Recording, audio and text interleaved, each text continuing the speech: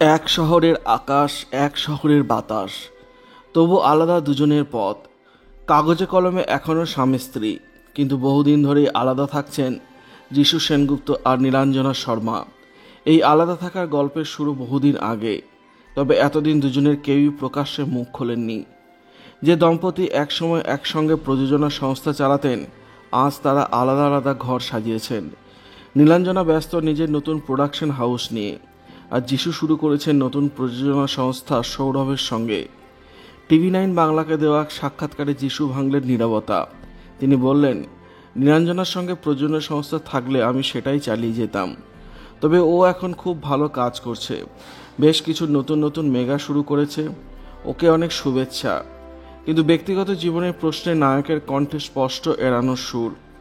এটা নিয়ে আমি কোনোদিন কোনো কথা বলতে চাই না, আগেও বলিনি, আজও বলবো না। অনেকের অনেক ধারণা রয়েছে, তবে আমি একটা কথাই বলবো, বাইরে থেকে শুধু বইয়ের কভার দেখে বইটার বিচার করতে যাবেন না। এটা নিয়ে আমি অবশ্য কোনোদিনই মুখ খুলব না, কারণ আমার কিছু ব্যক্তিগত কারণ আছে।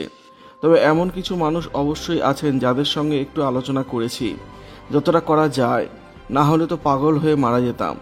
তবে আমি তাদেরও বলে দিয়েছি, যদি তারা এটা নিয়ে বাইরে কথা বলেন, তাহলে তাদের সঙ্গে আমার কোনো সম্পর্ক থাকবে না। বন্ধুত্বের উদাহরণ টেনে যিশু আরও যোগ করেন, দুটো মানুষ এক জায়গায় থাকতে পারছে না।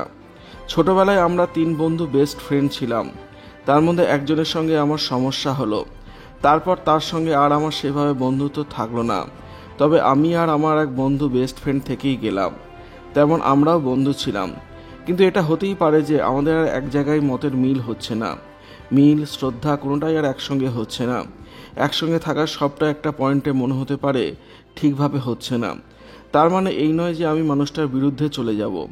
আমি বিশ্বাস করি, যদি কোনো সমস্যায় ও পড়ে, আমি ওর পাশে থাকব।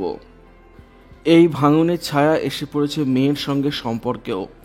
সারা আনফলো করেছে বাবাকে, তবু মেয়ের প্রসঙ্গে গর্ব লুকোলেন না যিশু। সারাকে নিয়ে আমি খুব গর্বিত। ও আমার থেকে যথেষ্ট স্মার্ট। আমি ওর ছবি পেলেই যারা আমার কাছে তাদের দেখায়। ও খুব ভালো কাজ করছে, পুরোটাই ও নিজে করছে। আমি কখনোই বলবো না যে আমি বা নীলাঞ্জনাকে সাহায্য করেছি। ও সবটা নিজে করেছে। ও যা করেছে আমি কখনো তা পারতাম না। ভিডিওটি আপনার কেমন লাগলো কমেন্টের মাধ্যমে লিখে জানাবেন, আর অবশ্যই চ্যানেলটি সাবস্ক্রাইব করবেন। ধন্যবাদ।